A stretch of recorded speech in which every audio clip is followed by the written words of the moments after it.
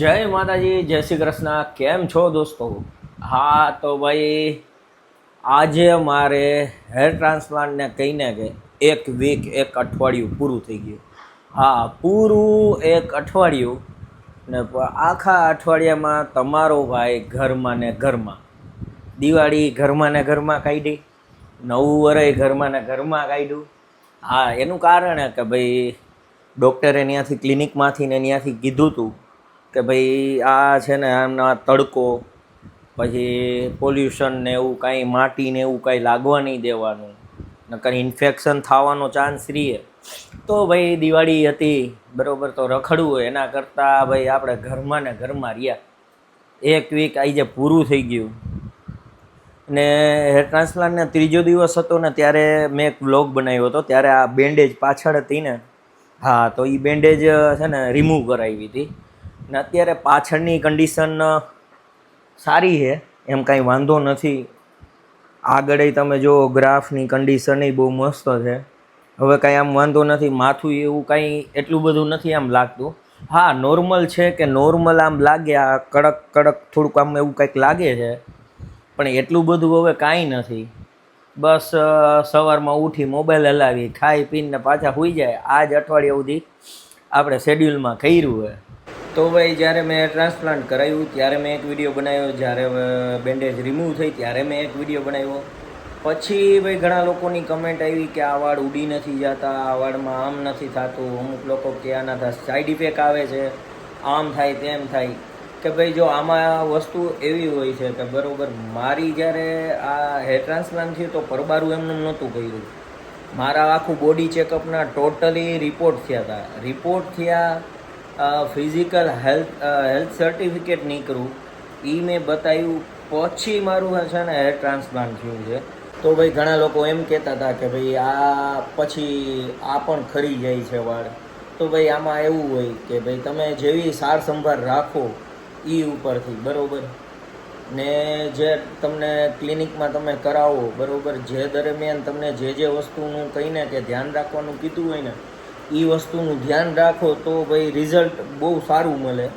એવું જેને જેને કરાવ્યું છે ને ભાઈ, એની પાસેથી મેં સાંભળ્યું છે.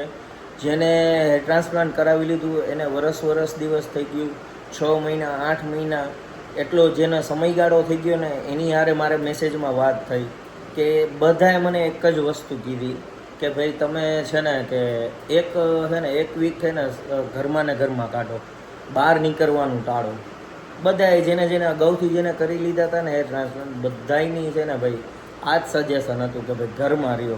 એટલે અને બીજી વસ્તુ ભાઈ કે હું મારી છે ને જે હેર ટ્રાન્સપ્લાન્ટની જર્ની હું વિડીયોમાં શેર કરું છું બરાબર, કે પછી તો તમને આમાંથી ભાઈ હું એમ નથી કહેતો કે તમે હેર ટ્રાન્સપ્લાન્ટ કરાવો.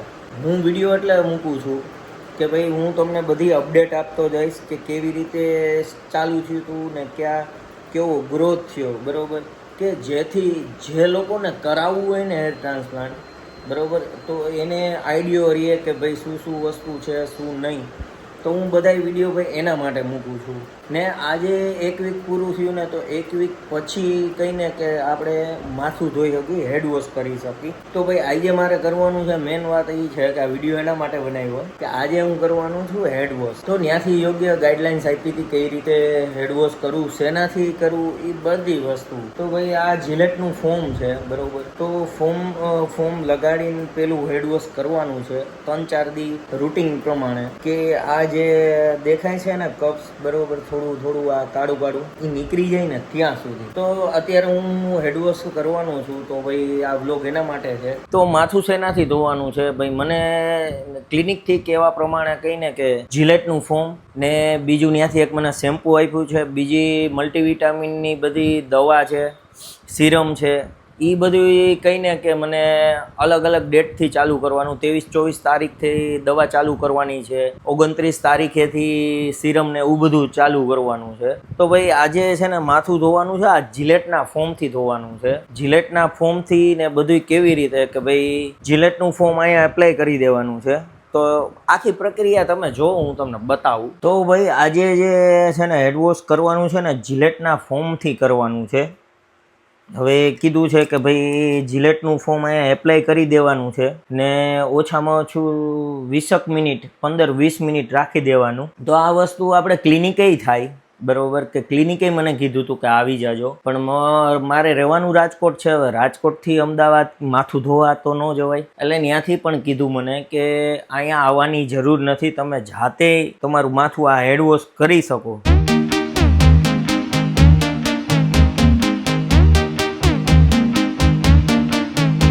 તો ભાઈ કહીને કે જિલેટનું ફોર્મ આપણે હરવા હાથે પોચા હાથે અહીંયા છે ને જ્યાં ગ્રાફ હતા ત્યાં જ અપ્લાય કરી દીધું છે. પછી વાહે જ્યાંથી ડોનર એરિયામાંથી વાળ કાઢ્યા ત્યાં ના પાડી છે કે ત્યાં કાંઈ ધોવાનું નથી, આપણે ત્યાંથી ઓલું એક પાણી આપ્યું છે એનાથી જ સાફ કરવાનું છે. બાકી અત્યારે ખાલી આ આગલો જ ભાગ ધોવાનો છે ને ઈ આ 15-20 મિનિટ થઈ ગયા આપણે લગાડ્યું છે, હજી 10 મિનિટ થઈ છે, હજી 10 મિનિટ રાખી. કહીને કે ઓલા નોર્મલ પાણીથી નહીં, આરઓનું પાણી હોય ઈ ને બીટાડીન આપ્યું છે. 1 લીટરમાં 3 ઢાંકણા બીટાડીનના, પછી એનાથી ધોવાનું છે બીટાડીનથી, બીટાડીન વાળા પાણીથી. ઈ ધોવાઈ જાય પછી હું પાછું ત્યાંથી ક્લિનિકમાંથી મને એક શેમ્પુ આપ્યું છે, ઈ શેમ્પુથી ધોવાનું. આ સેમ પ્રોસિજર 3-4 દી છે ને કરવાની છે. એટલે આ જે આગલા ગ્રાફ છે એમાં જે હેર છે ને બધા ઈ નરમ થઈ જાય, રૂટ્સ બધા આમ કપાળ આખું જે દેખાઈ જાય ચોખ્ખું ઈ રીતે. નકર આ કાળું કંઈક છે ને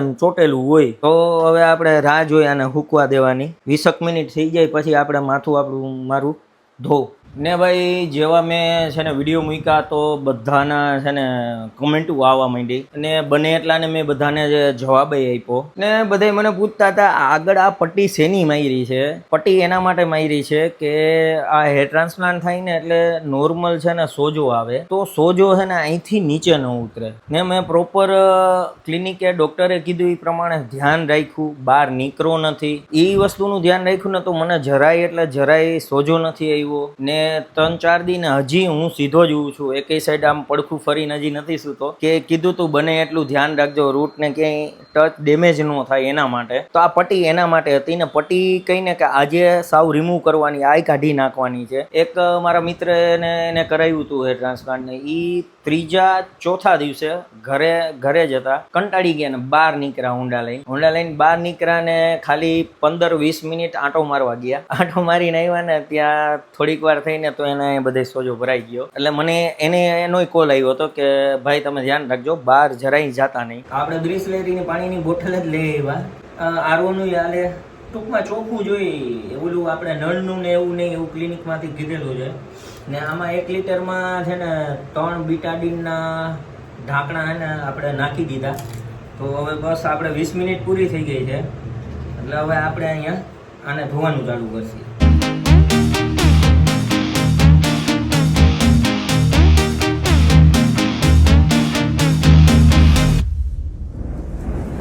ભાઈ ત્યાંથી શેમ્પુ આપેલું છે, તો અત્યારે આપણે જિલેટના ફોર્મથી વોશ કરી નાખ્યું હોય, પછી શેમ્પુથી વોશ કરવાનું કીધું હોય. હવે શેમ્પુથી વોશ કરી પાછું.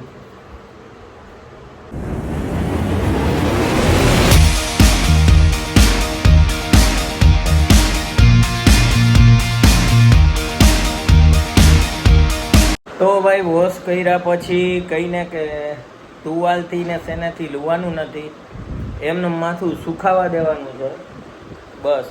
જો વોશ કર્યા પછી ગ્રાફની ને આપણા માથાની આવી હાલત છે, ચોખ્ખું દેખાવા માંડ્યું છે મસ્તીનું. બસ ભાઈ આજ અમારે વસ્તુ શેર કરવાની હતી કે ભાઈ 1 વીક પછી છે ને કે આ વોશ કરવાનું છે. ને હવે આ રૂટીન છે ને હવે કાયમી ચાલુ રાખવાનું છે. બીટાડીન કેટલા દી યુઝ કરવાનું છે એ તમને ક્લિનિકમાંથી કહી દે, કેટલા દી બીટાડીન યુઝ કરવાનું છે. અત્યારે મેં વોશ કર્યું છે તો હવે કાલ સવારે કરીશ, પરમદી કરીશ, બસ એક પ્રોસિજર કરવાની છે. હવે તો મસ્તીનું દેખાવા માંડ્યું ભાઈ. અને દોસ્તો આ વ્લોગ ખાલી કહું ને કે મારી હેર ટ્રાન્સપ્લાન્ટ જર્ની શેર કરવા માટે છે, બરાબર.